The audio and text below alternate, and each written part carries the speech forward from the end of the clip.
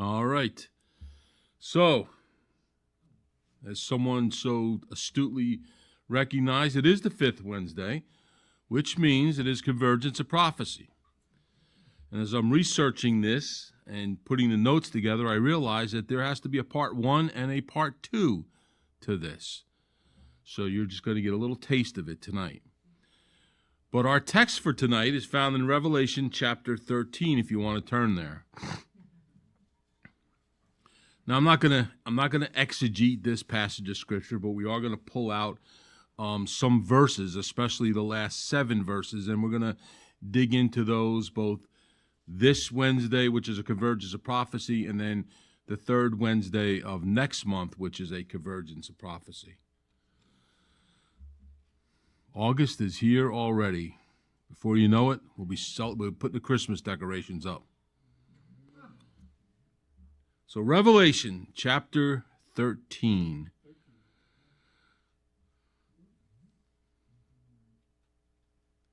Verses 1 through 18. We're just going to read through it.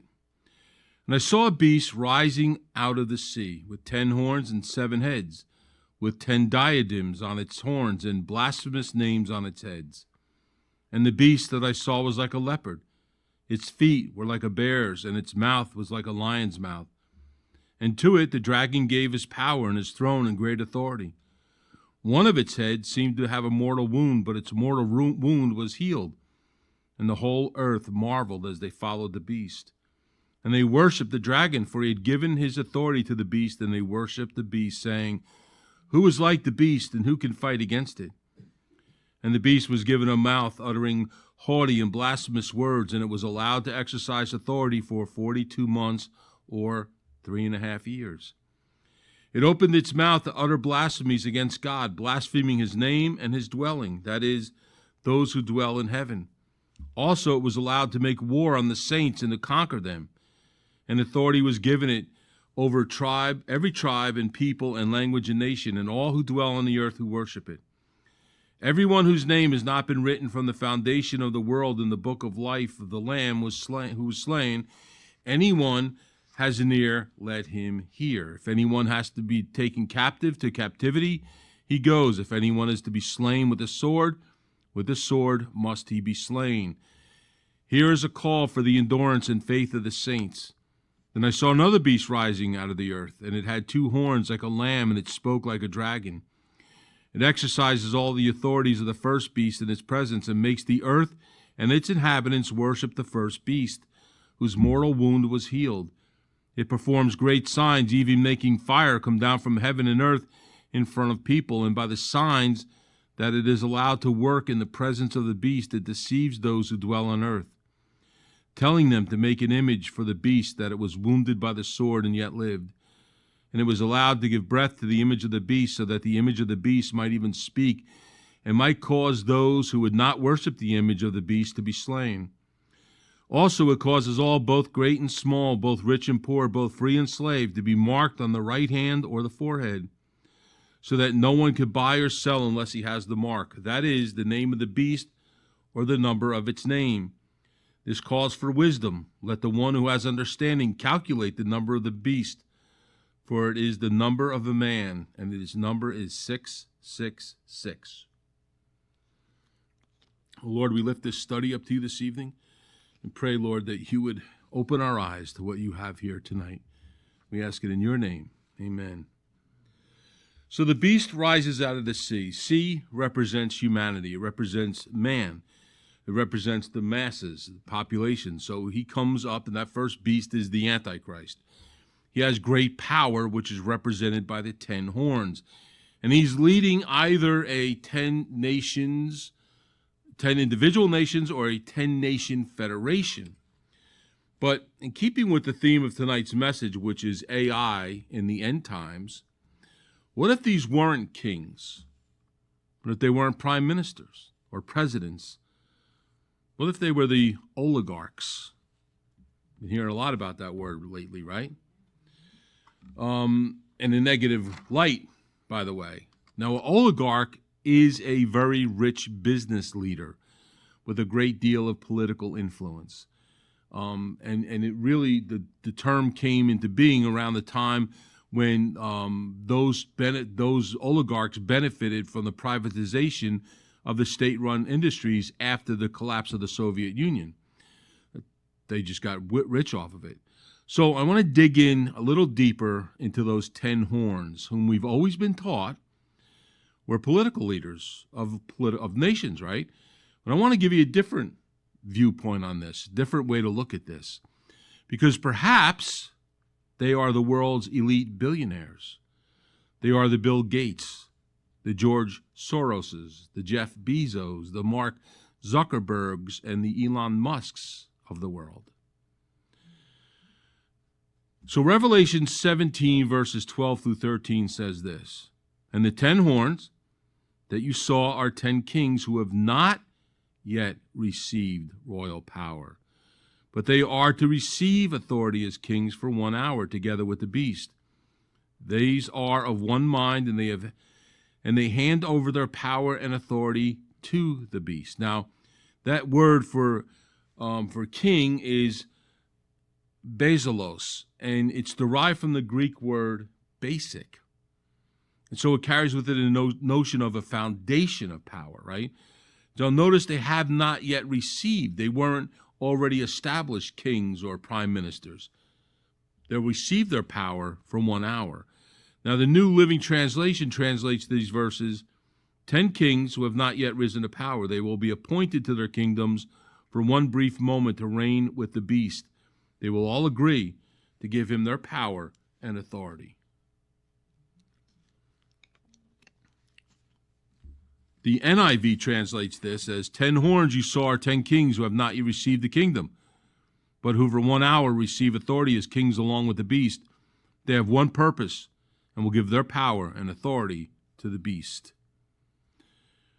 There aren't very many kings or presidents or prime ministers who willingly give up their power to anyone, is there? So these are kings of corporations, kings of finances. But whoever they are, they have not yet been considered rulers of any nation or any federation of nations, but they will be. Now, since money is power, right? Perhaps the power it talks about here are these oligarchs financially backing the Antichrist. Now, we tend to think this whole thing is political, and it has some political connections, but perhaps it's all financial. You know, by watching Donald Trump, by watching his presidency, you can see that he's leading this country more on an economic path rather than a political one. He's entering into deals with other countries. He's working tariffs out. He's looking to make those other countries rich right along with the United States, right? It's a great way to draw them in. He's a businessman rather than a politician. So perhaps the Antichrist is also a businessman rather than a politician. Perhaps what's so appealing to the Antichrist is he's promising the world wealth and security, not unlike what Trump's doing right now. And so you always follow the money. Don't we always say that? Follow the money. And that's what we're going to do here tonight. In the end, I think this is going to be all about money. And those who don't get with the program, who don't take the mark, who don't get with the program, are literally going to be left out in the cold. Now, notice in verse 13 and 17 that it says, 13 of chapter 17, rather, it says they're all of one mind. In other words, they agree with the Antichrist agenda and his goals, meaning they're going to hand over their power and authority, which could include technologies and what those technologies bring to the table and the resources to control and dominate the world.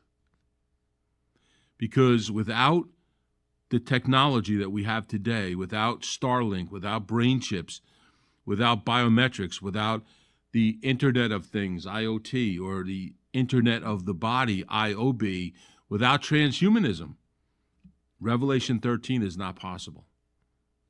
It's not possible without it.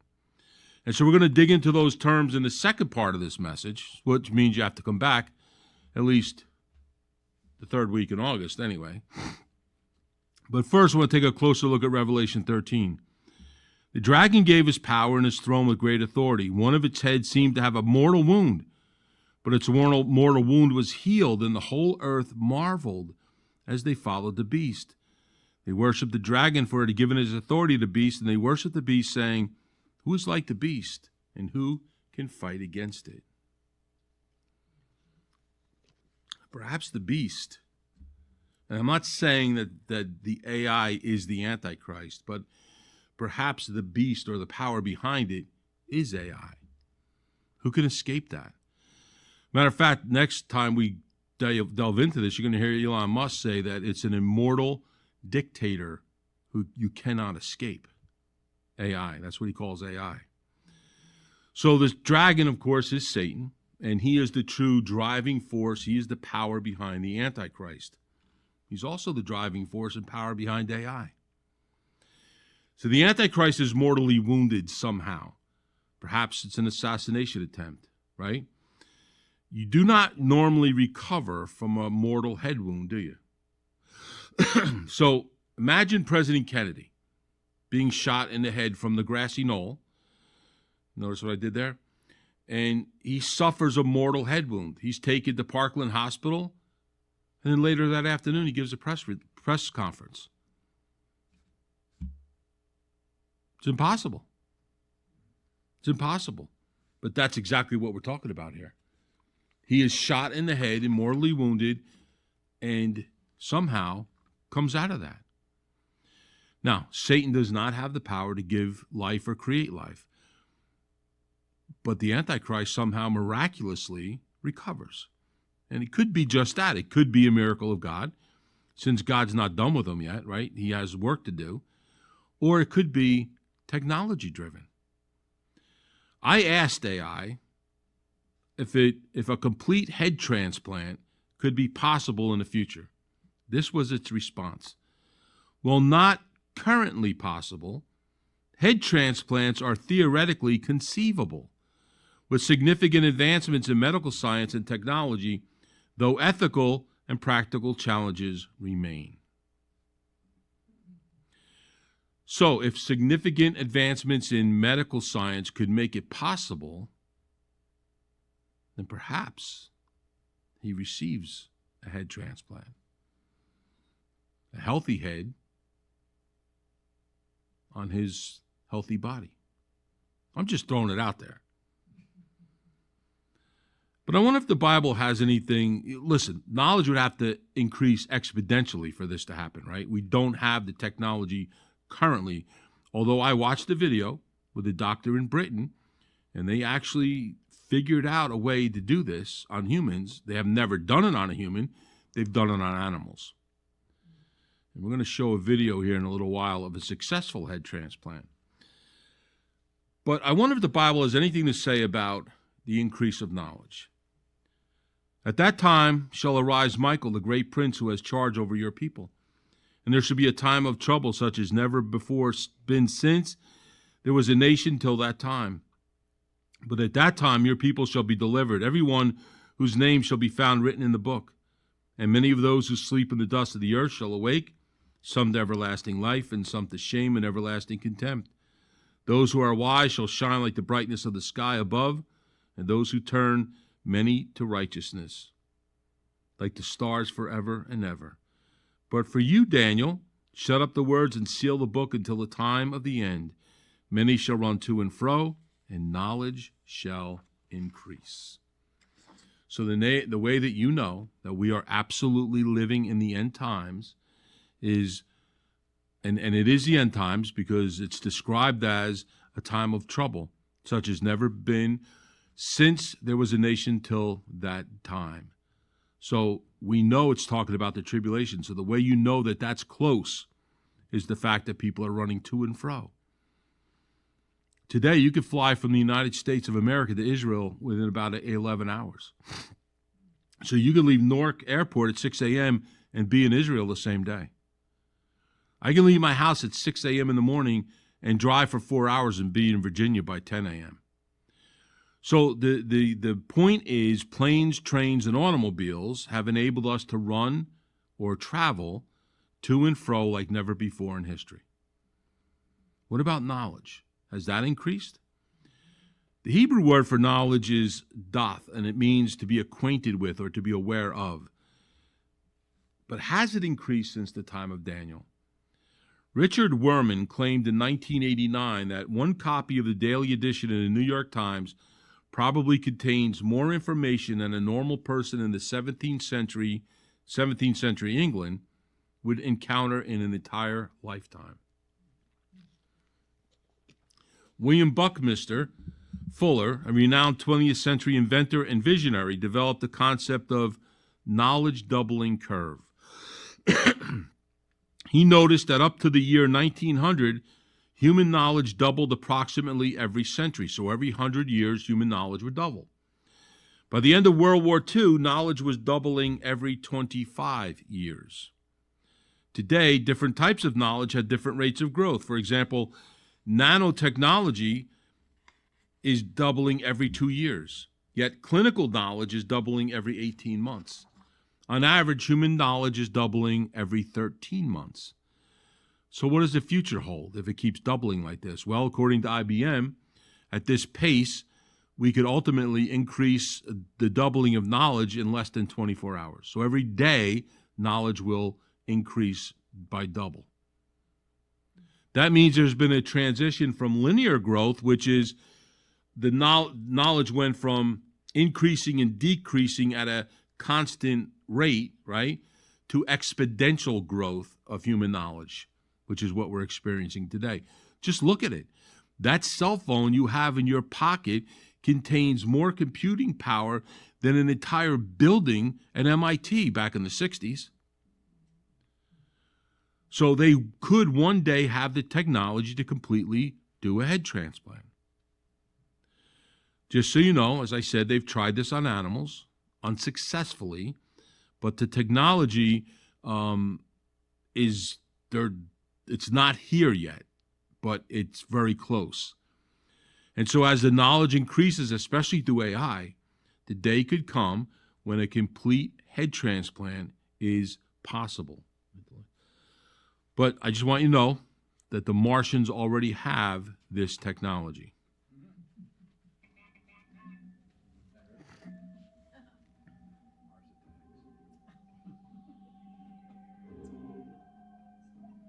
My favorite movie of all time.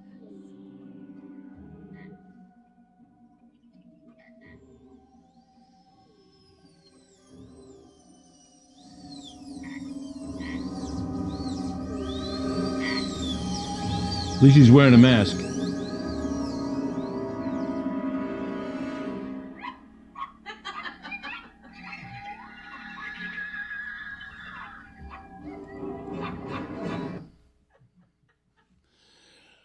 Those were real Martians, by the way. I just want to let you know. So, the first beast, the Antichrist, is followed by a second beast. The second beast is the false prophet, possibly a religious figure, makes the earth and its inhabitants worship the first beast whose mortal wound was healed. It performs great signs, even making fire come down from heaven to earth in front of people. And by the signs that is allowed to work in the presence of the beast, it deceives those who dwell on earth, telling them to make an image for the beast that was wounded by the sword and yet lived. There are a lot of videos tonight. They're necessary. So maybe Linda wants to move her chair over here. But during the tribulation, there's going to be a statue that's worshiped, right? And there's going to be great signs and wonders in the sky that are going to deceive people. That noise you hear in the background is Linda dragging a chair across the floor, just so you know. Jesus warned that in the last days there would be, the greatest danger you will face is deception. He warns about that more than anything else. Remember an operation, and we studied this a couple years ago, called Project Bluebeam or Operation Bluebeam? So watch this video.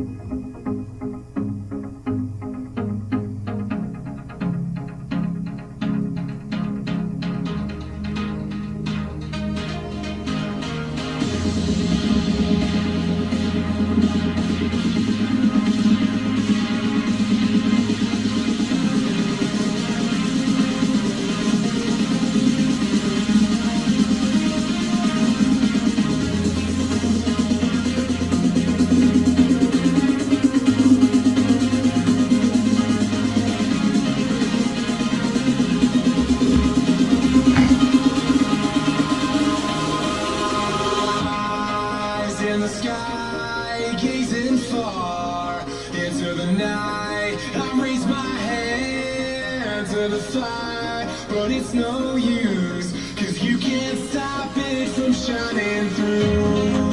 It's true, baby, let the light shine through. If you believe it's true, baby, won't you let the light shine through for you.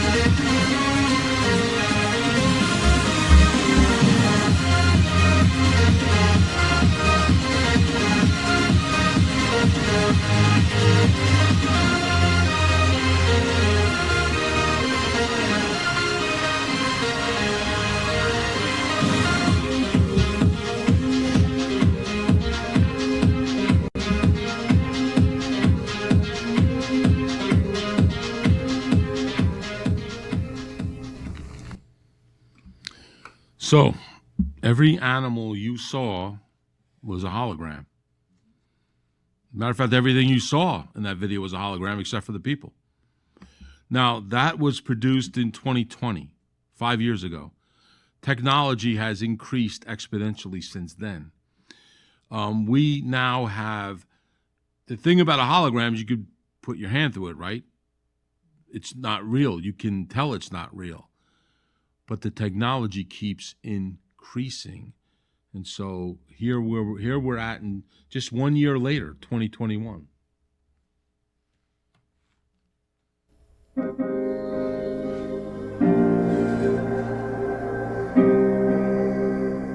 The world of sci-fi has been promising us holograms for years. Think holochess in Star Wars or Princess Leia beaming a message out of R2-D2. Help me, Obi-Wan Kenobi. You're my only hope. A lot of the holograms we've seen outside of sci-fi, like Tupac or Michael Jackson appearing on stage, have actually just been clever illusions. But Silicon Valley company Lightfield Lab has created a real hologram, without the headgear, that you can see in front of you just like a real object.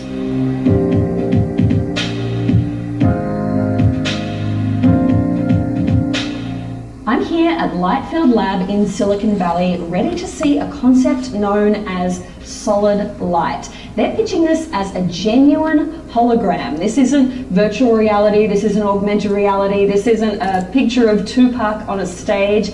This is going to be something that feels like a real object that I can actually walk around and see, interact with from multiple angles. I have no idea what I'm about to see through that door, but I'm pretty excited to check it out.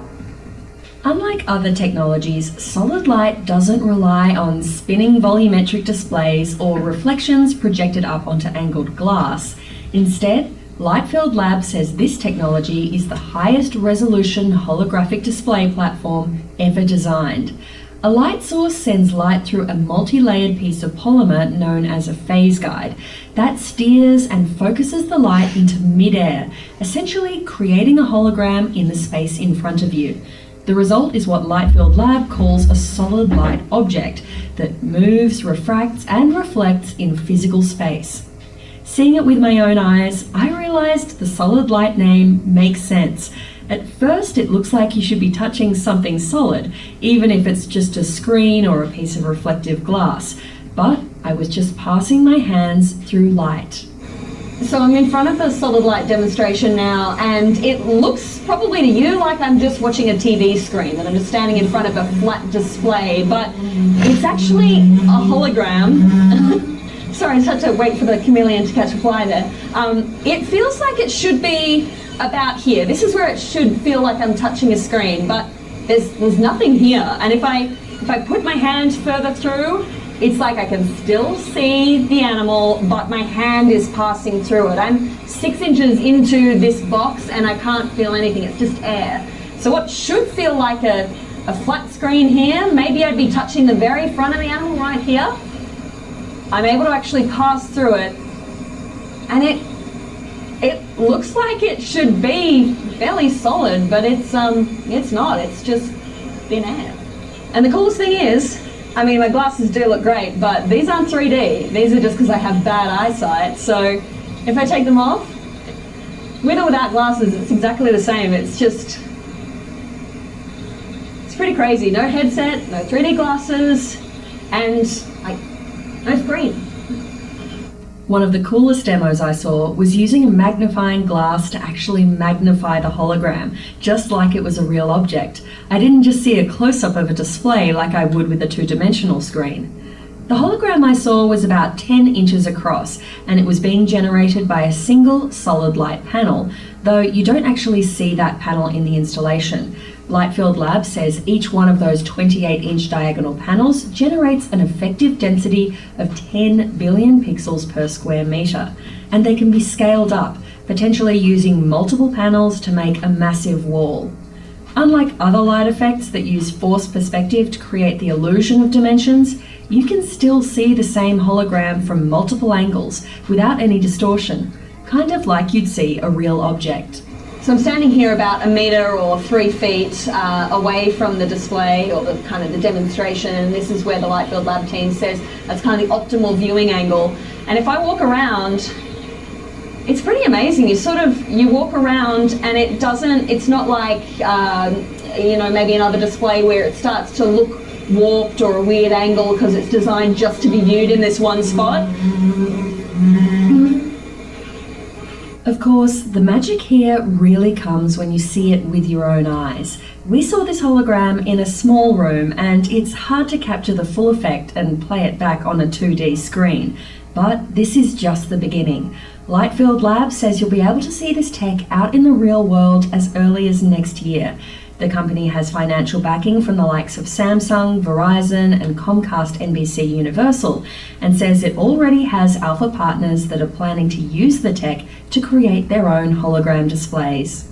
So the idea is you could come up to a hologram display maybe at an airport, at an entertainment venue, at a theme park, and instead of just seeing flat screens on a wall, you could see these displays and actually experience holograms in person. So instead of just looking at what is effectively a larger version of your own TV, you could kind of see something that appears to be a real object, but it's actually just made up of light. So, they're getting more and more and more real. Is it enough to deceive someone?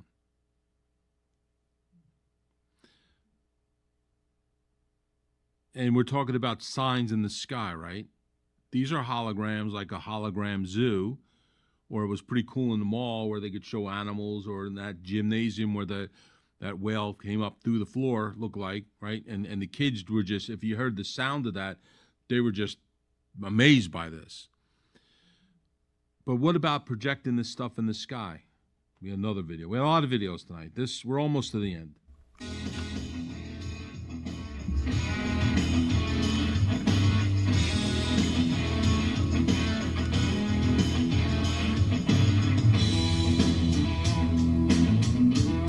This was in the sky over the Super Bowl. It's not a billboard.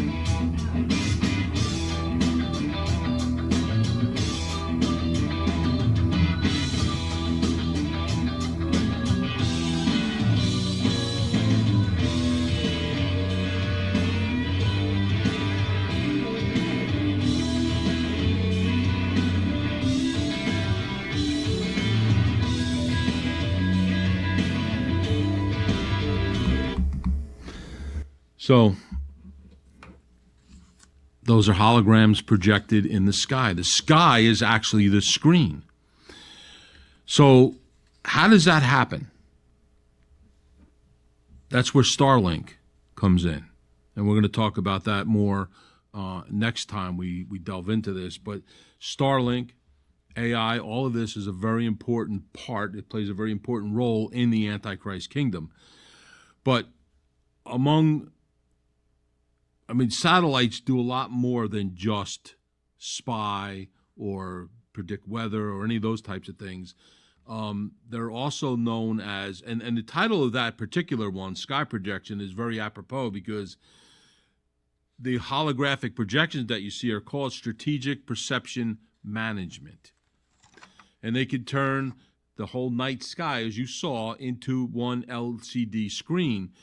And so that could be a very good reason why there's over 1,000 active satellites in the United States, in space rather, well, over the United States alone. Starlink has most of them around the world. They have the most satellites of any nation in the world.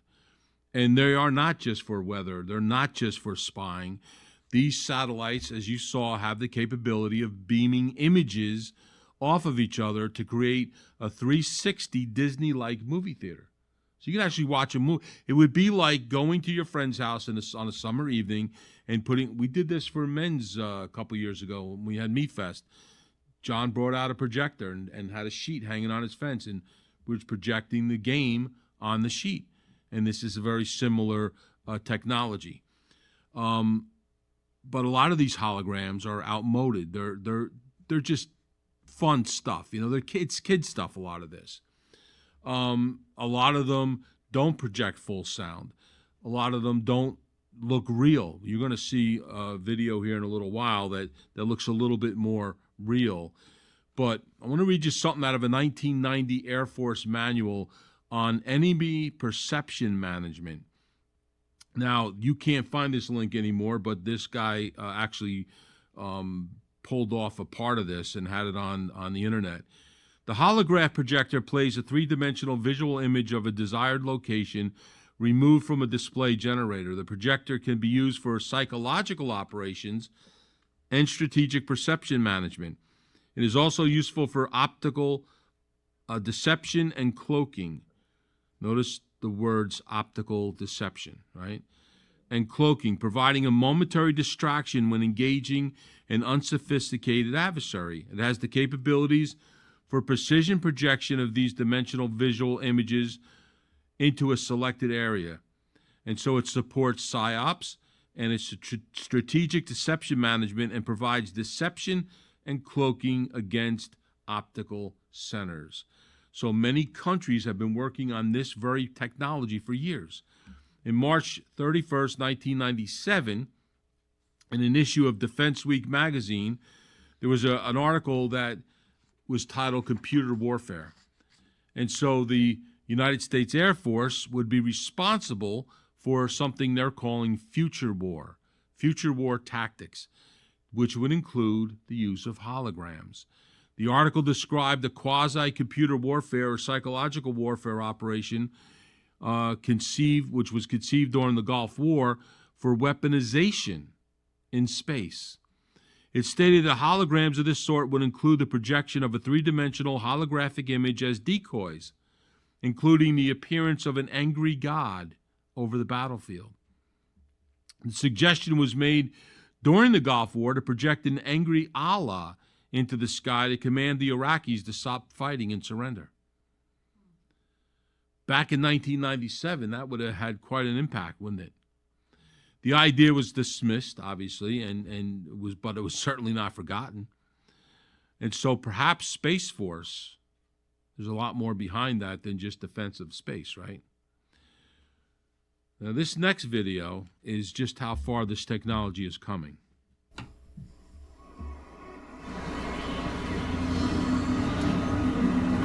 This is 2023. Come out, little mouse.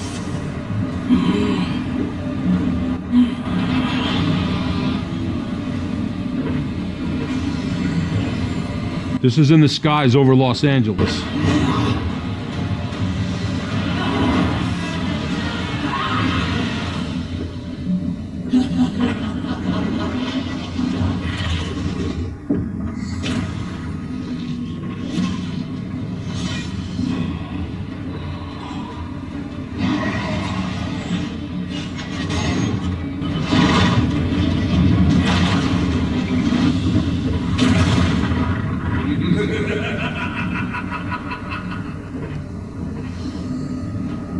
Look at you mortals. Come and defy me.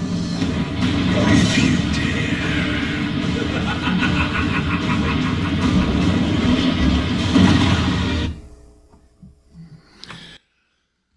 Now, I'm not saying that this is what the signs in the sky are going to be. However, are they preparing us for something? Are they getting us used to looking for these things in the sky? Perhaps these are signs from God in the sky. But you could see how technology could also be used to deceive the masses, right? All you would need is the government and media to collaborate on this hoax, right? And you could deceive people. But we've never seen the government and media work together to perpetrate a hoax against the people, have we? So holograms may explain the wonders in the sky, or they could be actual signs. But we're told that the Antichrist will also have a statue that people will have to bow down and worship, right? So think about that. How would you know around the world? We're talking, this is a worldwide deception. How would you know around the world whether people were bowing to your statue? It would be impossible without AI. And we're told that the Antichrist will have a statue, and people will be commanded to worship it. So I showed this video a couple years ago, and we talked about something called the giant. It's not the food store. It's an actual giant. One last one. People of the world, welcome to the giant. The Giant Company bills the giant statue as the world's largest moving sculpture, capable of displaying the faces of famous Americans or even you after a 360-degree body scan. Imagine you can be the giant. It seems like something out of a science fiction movie. And if you look around town at Phoenix's hundreds of murals and other art installations, it would certainly be unique. I think it's really cool and it should go everywhere. If I was traveling somewhere, like travelers coming into Phoenix, I would probably want to see that. The actual public art program that is produced and conducted by the city of Phoenix is actually nationally, if not internationally, renowned. Katrina Kaler is the president and CEO of ArtLink, which works to produce and display public art in Phoenix. ArtLink works with the city, property owners, and artists to get the right pieces of art in the right places. Kaler is not involved with, nor has she seen plans for, the giant, but says any art piece needs to fit in. The most successful art installations are relevant to the community and relevant to the place. The Arizona Republic reported that Phoenix was one of 21 cities targeted by the Giant Company. Coming to 21 cities in 2021. The Giant Company did not respond to our request for comment, but the City of Phoenix's Planning and Development Department said it had received no official inquiry on permitting or site review from the company. Awaken the giant in you. So, I don't think the giant took off the way they planned on it, and I don't think there's a giant in Phoenix. However, the technology to produce a statue that communicates with people is already here. And as knowledge increases, as technology increases, that only gets better. As they give the mark of the beast to everyone who wants it, there's going to be an interface. That statue will know what you're thinking. That statue will know what you're doing. Brain chips, implants, which Musk talks about and is invested heavily in that, does research on it, could be shut off, which means you could be shut off. People are going to buy into this technology because how many of you here have a car that can send you a monthly report on what the car's health is? OnStar does that. There's a service. I used to get it on the car I had before this one. Every month you'd get a monthly report in your email of what your car was doing, what's wrong with it, what it needed coming up. Well, brain chips do the same thing for humans. It'll tell you if you're going to have a heart attack. It'll tell you if you're sick or getting sick. it'll tell you all that information as preventative medicine. So in case you want to go have a head transplant, if you had brain cancer, you could schedule that. This is where we are moving. Satan is not God. He is not omniscient. He's not omnipotent. He's not ever present or omnipresent. He is Satan. He's a created being. However, through AI, he can tap into a little bit of that, can he? Revelation 13:15 said, and it was allowed to give breath to the image of the beast, so that the image of the beast might even speak. It might cause those who would not worship the image of the beast to be slain. You know, it reminds me of a statue that was set up in the plains of Dora, where everyone was told that they had to worship when they heard the sound of the music, right? Now, I'm not saying the giant is that statue, but as I said, the technology for a statue like that is available. So how is all this going to come together? Well, the Antichrist is going to be worshipped. We know that from the book of Revelation. And the only way that happens is for there to be an Internet of Things, which, by the way, interfaces everything. The Internet of Things you're already using. You're already using it. Anyone in this room who has an Alexa is already using the Internet of Things. Alexa, turn on the lights. Alexa, order me a 72-inch TV. You're already using it. That works very well, by the way, especially if you're in someone else's home. Biometrics, Skylink, and what ties all of this together is AI. And we are spending billions on the research of AI. It's not that far out. This stuff is, it's hard to even wrap your brain around. But think of the technology, how far it's gone just in the last 20 years, the last 10 years. So, if you want to find out how this all ends, well, read the book of Revelation, first of all, or join us in a couple weeks as we look at part 2 of the AI and the end times.